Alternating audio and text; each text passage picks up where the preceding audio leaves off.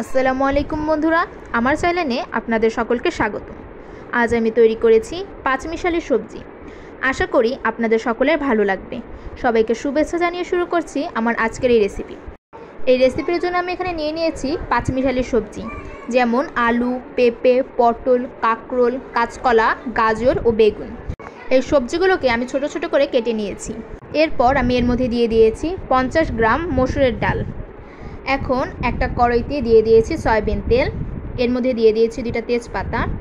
একটু নেড়ে চেড়ে এখন এর মধ্যে দিয়ে দিচ্ছি হাফ চা চামচ কালো জিরা। এখন একটু নেড়ে চেড়ে নেব।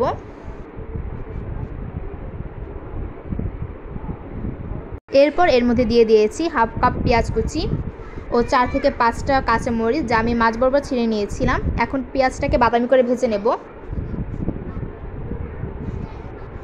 বাদামি করে ভাজা হয়ে গেলে এর মধ্যে দিয়ে দিচ্ছি 1 চা চামচ রসুন বাটা, দিয়ে দিচ্ছি হাফ চা চামচ জিরা বাটা। একটু নেড়ে চেড়ে নেব।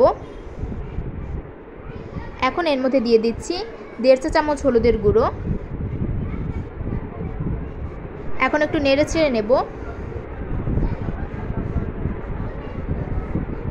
এরপর এর মধ্যে দিয়ে দিচ্ছি সবজিগুলো।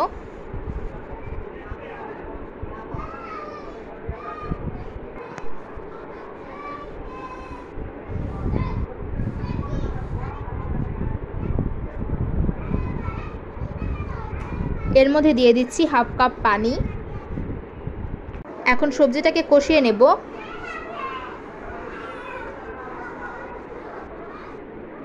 এরপর এর মধ্যে দিয়ে দিচ্ছি স্বাদমতো লবণ। সবজিটাকে বারবার নেড়ে কষিয়ে নিতে হবে।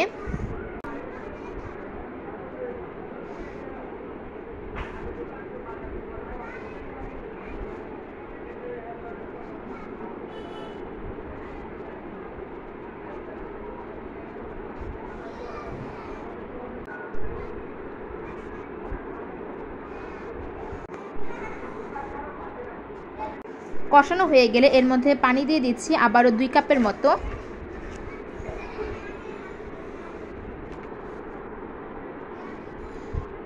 এখানে সবজিটাকে এখন সেদ্ধ করে নিতে হবে।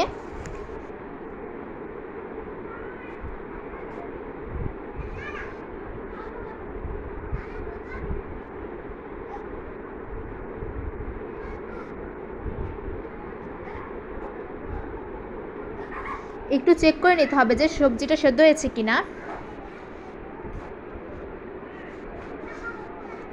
এরপর একটা ডাল ঘুটনি দিয়ে সবজিগুলোকে ভেঙে দিতে হবে।